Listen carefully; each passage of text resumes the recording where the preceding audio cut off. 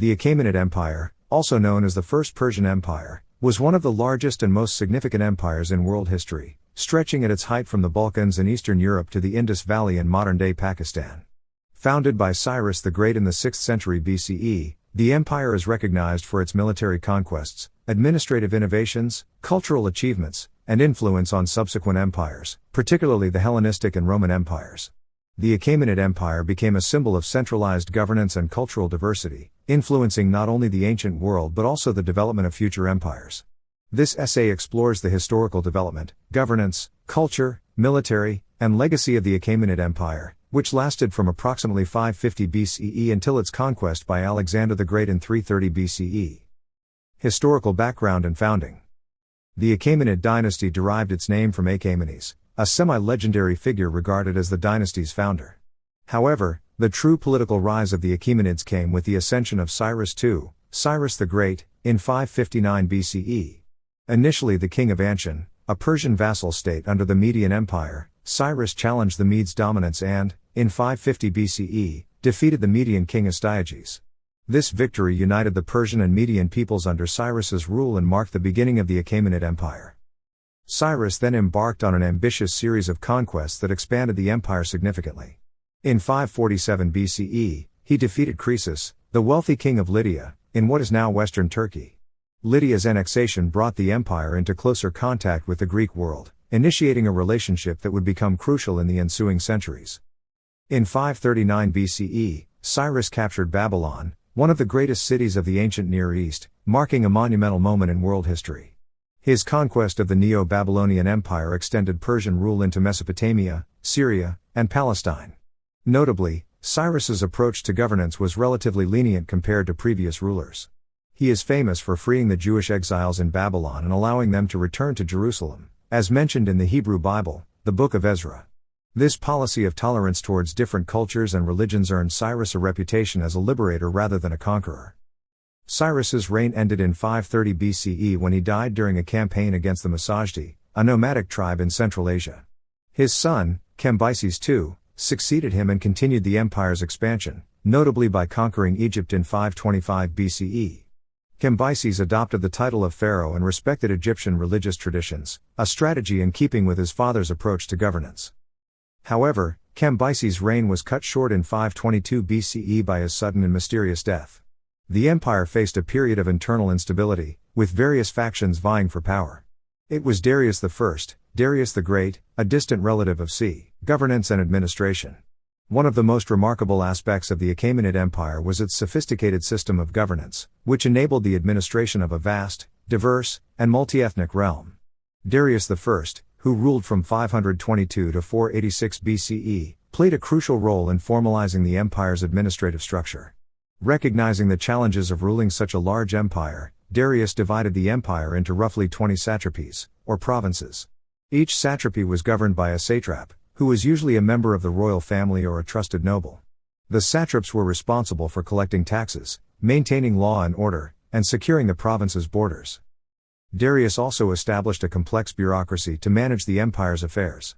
While satraps had considerable autonomy in their provinces, they were closely monitored by royal officials known as the king's eyes and ears. These inspectors reported directly to the king, ensuring that satraps remained loyal and effective. This system of checks and balances helped prevent the fragmentation of the empire and allowed for effective control over distant regions.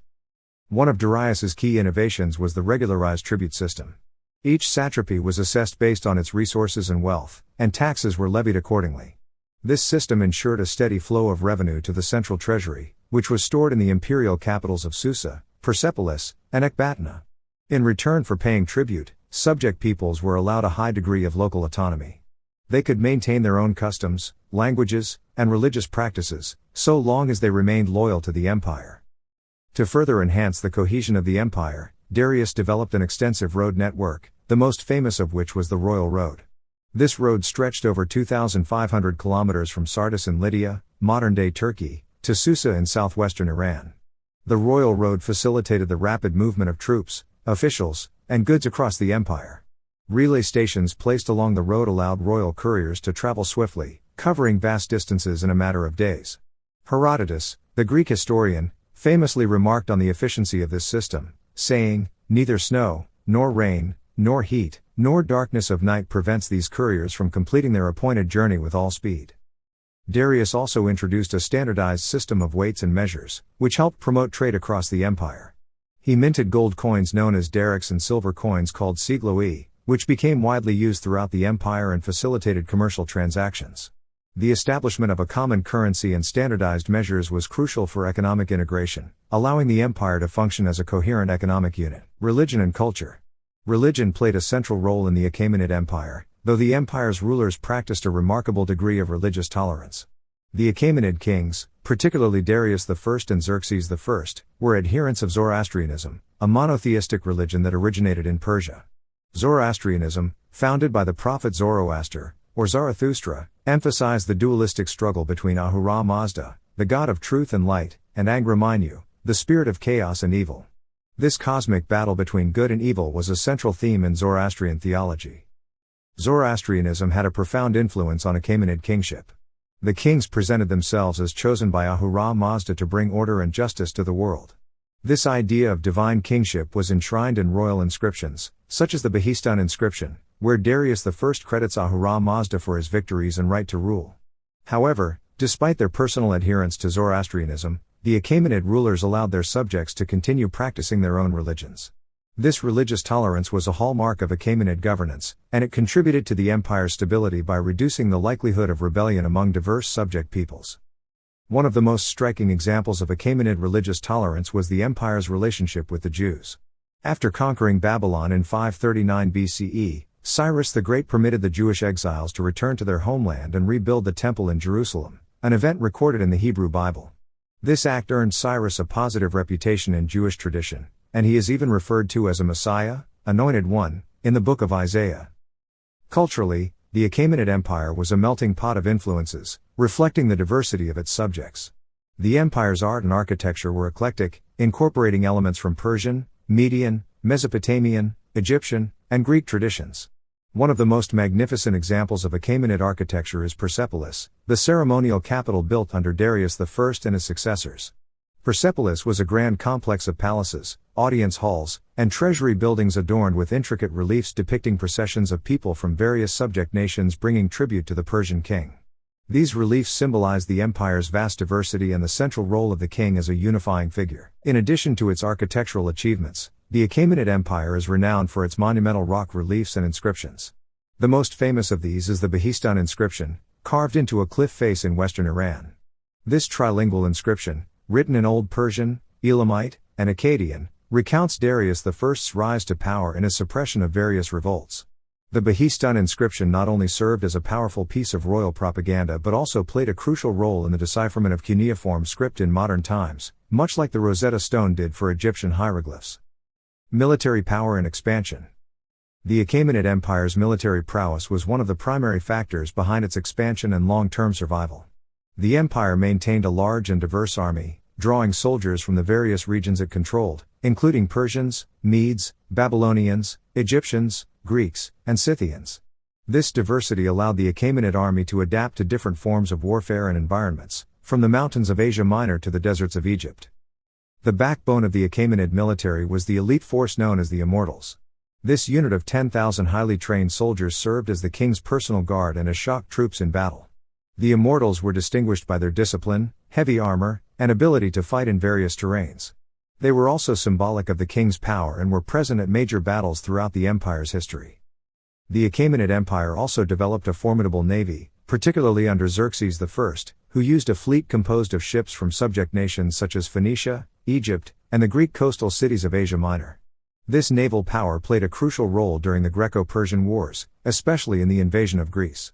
Xerxes' fleet, which consisted of hundreds of ships, was pivotal in the early Persian victories but also suffered a major defeat at the Battle of Salamis in 480 BCE. This naval engagement marked a turning point in the Greco-Persian Wars, as the defeat weakened Xerxes' ability to supply his army, ultimately leading to the failure of the invasion of Greece. The Greco-Persian Wars, which began under Darius I and continued under Xerxes I, were a series of conflicts between the Achaemenid Empire and the Greek city-states. While Darius's initial invasion culminated in the Persian defeat at the Battle of Marathon in 490 BCE, Xerxes sought to avenge this loss by launching a second invasion of Greece. This campaign saw the famous battles of Thermopylae and Salamis, both in 480 BCE. Despite the eventual withdrawal of Persian forces from mainland Greece, the Achaemenids continued to exert influence over the Greek world, particularly through diplomacy and financial support for various Greek city-states during their internal conflicts, such as the Peloponnesian War, decline and fall. Although the Achaemenid Empire remained the dominant power in the ancient world for more than 2 centuries, it began to experience internal and external pressures that eventually led to its decline. The reign of Artaxerxes II, r. 404 to 358 BCE, was particularly marked by internal revolts, including the rebellion of his brother, Cyrus the Younger, who sought to seize the throne. This rebellion culminated in the Battle of Cunaxa in 401 BCE, where Cyrus the Younger was killed, but it exposed the vulnerabilities within the Achaemenid power structure. Additionally, the growing autonomy of the satraps and corruption within the administrative system weakened central control. Many satraps became de facto rulers of their regions, raising their own armies and engaging in power struggles with each other and with the central authority. This decentralization eroded the effectiveness of the empire's governance and allowed rebellious forces to gain traction. Externally, the rise of new powers in the West, particularly the Kingdom of Macedon under Philip II, posed a significant threat. Philip's son, Alexander the Great, would ultimately deliver the death blow to the Achaemenid Empire. In 334 BCE, Alexander launched his campaign against Persia, beginning with the Battle of the Granicus River. Over the next few years, Alexander achieved a series of decisive victories, including the Battle of Issus in 333 BCE and the Battle of Gaugamela in 331 BCE, where he defeated Darius III, the last Achaemenid king. After the Battle of Gaugamela, Alexander proceeded to capture the major Achaemenid capitals of Babylon, Susa, and Persepolis, the latter of which he famously burned as a symbolic act of conquest. Darius III fled but was eventually betrayed and killed by one of his satraps, Bessus, in 330 BCE. With the death of Darius III, the Achaemenid Empire effectively came to an end, and Alexander declared himself the new ruler of the former Persian territories. Legacy of the Achaemenid Empire. Despite its fall, the Achaemenid Empire left an enduring legacy that influenced subsequent empires and civilizations. Alexander the Great, after conquering the Persian Empire, adopted many Achaemenid administrative practices, including the satrapal system, which allowed him to maintain control over his vast empire. Many of the Persian nobles and officials who had served the Achaemenid kings were integrated into Alexander's administration, blending Persian and Macedonian governance. The Hellenistic kingdoms that emerged after Alexander's death, such as the Seleucid Empire, continued to draw upon Achaemenid traditions, particularly in areas such as governance, military organization, and coinage. The concept of religious tolerance, which had been a hallmark of Achaemenid rule, also persisted in these successor states. Culturally, the Achaemenid Empire had a lasting impact on art, architecture, and royal ideology. The empire's emphasis on monumental architecture and the blending of various artistic styles from across its vast territories influenced later architectural developments in the ancient world. The rock reliefs, inscriptions, and grand palaces of Persepolis, Susa, and Pasargadae served as inspirations for future rulers, from the Seleucids to the Parthians and Sassanids in Persia. One of the most significant legacies of the Achaemenid Empire was its role in shaping the concept of kingship and empire in the ancient world. The idea of the king as a divinely appointed ruler who was responsible for maintaining order and justice, as embodied by the Achaemenid kings, influenced not only later Persian dynasties but also the Roman Empire and, indirectly, the Byzantine Empire. The administrative and bureaucratic innovations of the Achaemenids also served as a model for later empires, including the Roman and Islamic caliphates. The memory of the Achaemenid Empire also played a crucial role in the development of later Iranian dynasties, particularly the Sasanian Empire, 224 to 651 CE. The Sasanian kings saw themselves as the rightful heirs to the Achaemenid tradition and sought to revive many aspects of Achaemenid culture and governance. The Sasanian Empire, like the Achaemenid Empire before it, became a major cultural and political force in the ancient world, influencing both the Eastern and Western worlds. In modern times, the legacy of the Achaemenid Empire has continued to inspire national identity in Iran. Cyrus the Great, in particular, is remembered as a symbol of good governance, justice, and tolerance. His policies of religious and cultural inclusion are often cited as examples of enlightened rule, and he remains a revered figure in both Iranian and global history.